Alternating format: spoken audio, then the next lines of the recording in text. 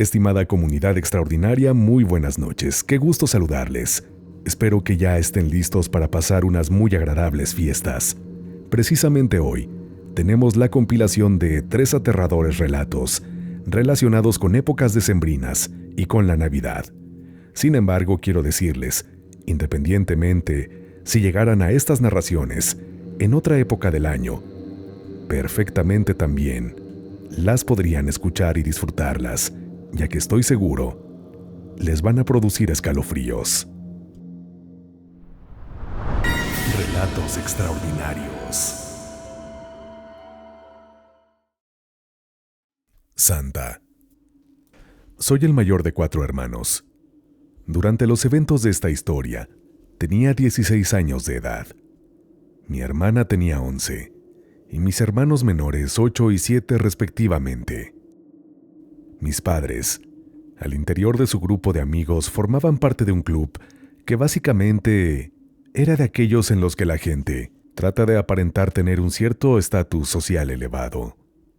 Este club siempre organizaba una fiesta de Navidad, en una noche de diciembre, en una alejada y lujosa finca.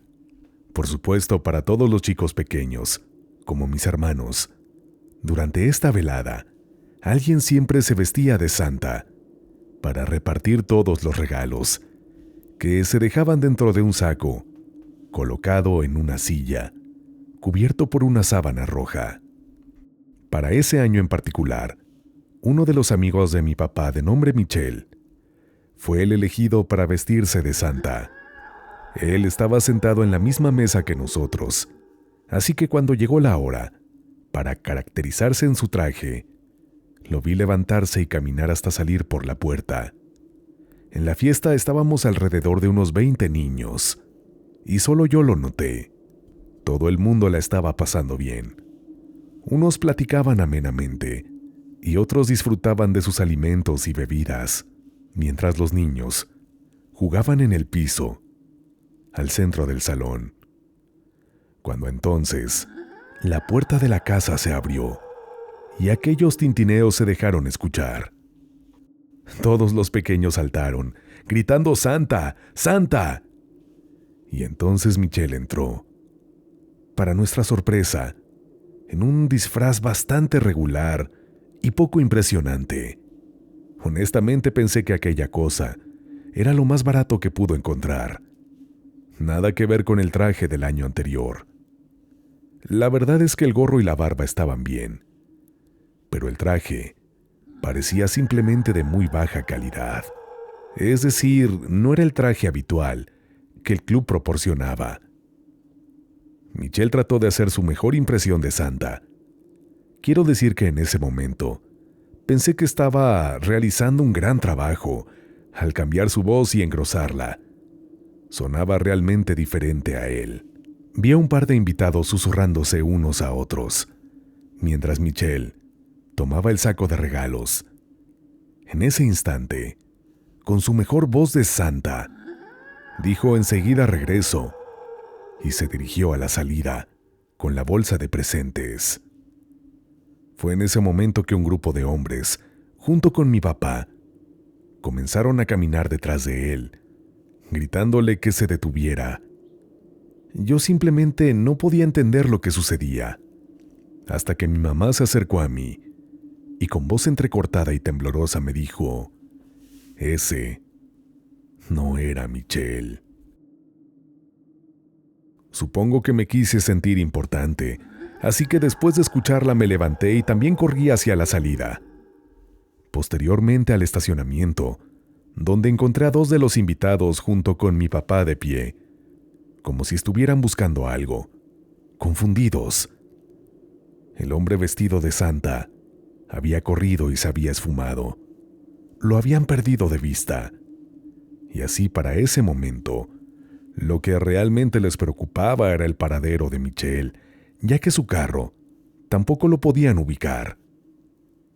Yo aproveché para preguntarles que si estaban seguros de que aquel Santa no era su amigo, y todos contestaron con seguridad que sí.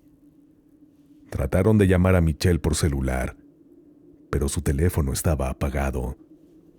Después de un rato, Intentaron llamarlo a su casa, pero fue el buzón de voz el que contestó y entonces una brigada de búsqueda se organizó, misma que tampoco estaba teniendo los mejores resultados. Eventualmente mi papá y yo regresamos a la casa para juntar a mi mamá y hermanos y retirarnos. Para ese entonces, casi todos se habían ido a sus casas. Yo estaba afuera cuando escuché un grito pidiendo ayuda a la distancia. Venía del bosque.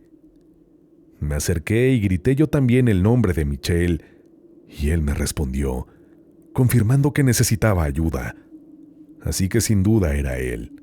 Corrí por mi papá y entonces nos internamos en el bosque, siguiendo la voz de nuestro amigo. Finalmente lo encontramos, atado a un árbol, en medio de un desastre hemático. Líquido rojizo vital goteaba por su frente, empapando su cara. Parecía que lo habían golpeado fuertemente con un sólido objeto. Tomé una llave y con esfuerzo corté la cuerda y posteriormente, tambaleante, Michel se levantó. Entonces caminamos de nuevo hasta el estacionamiento. Gritó cuando se dio cuenta que su carro había desaparecido y fue entonces que, segundos después, ya más tranquilo, nos comentó lo que había pasado. Resulta que cuando salió y se disponía a cambiarse, fue interceptado por 3 hombres que portaban máscaras. Uno de ellos lo golpeó en la frente con un objeto metálico repetidamente hasta que perdió el conocimiento. Lo siguiente que supo fue que despertó atado a un árbol en el bosque. A la fecha, me llena de escalofríos pensar que 3 o 4 hombres llevaron a cabo este plan, mismo que incluía lastimar a alguien, solo para robar un saco de costosos regalos.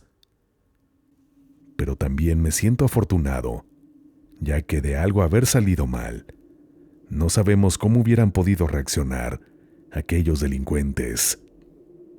Y especialmente, aquel desagradable Santa.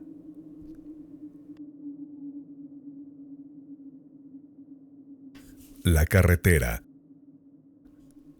Por la noche, en una víspera de Navidad, manejaba por la carretera, después de mi turno laboral. Era una noche fría y nevada, así que el camino estaba congelado y resbaloso. Por lo tanto, manejaba despacio y con suma precaución, escuchando música navideña. El camino estaba tan vacío que prácticamente solo yo estaba circulando por ahí, a excepción de una que otra barredora, con la que me encontraba muy ocasionalmente. Así llegué hasta un crucero en donde me tocó la luz roja, e hice alto. Había 2 vehículos frente de mí. La luz cambió a verde, pero los carros no se movieron. No soy el tipo de persona que se enfurece fácilmente, pero después de 30 segundos de mantenernos inmóviles, finalmente hice sonar mi claxon. Pero nada. Incluso pude notar que el carro que tenía frente a mí no llamaba la atención del que él tenía delante. Alrededor de otros 20 segundos pasaron. Volví a tocar. En ese momento noté a alguien al costado, observando lo que sucedía. Supuse que tal vez esta persona estaba pensando que qué idiota, el carro de hasta adelante. En fin, estuvimos detenidos tanto tiempo que el semáforo volvió a cambiar a rojo. Como les había comentado, no soy de las personas que suelen accionar su claxon y por lo tanto, menos de las que se bajan de su vehículo para confrontar a alguien. Pero esto ya era demasiado. Yo estaba exhausto y quería ir a casa. Descendí de mi carro y caminé hacia el vehículo que tenía enfrente, en donde me di cuenta, por cierto, de que ambos estaban encendidos. Toqué en la ventanilla y miré hacia adentro. El carro estaba vacío, así que caminé al primer auto de la fila y estaba vacío también. Pensé que no había una explicación para esto. 2 carros en marcha, bloqueando la calle, con nadie en su interior y más que nada, Lo que me llamó la atención es que no había señales que indicaran que hubieran sufrido un accidente. Me disponía a preguntarle al tipo que vi al costado si él sabía qué había pasado o si uno de estos carros era suyo. Pero cuando volteé para buscarlo, simplemente había desaparecido. La luz cambió nuevamente, así que me dispuse a manejar a un costado de ellos, en el carril contiguo, aunque este fuera en sentido contrario, con tal de alejarme de ese lugar.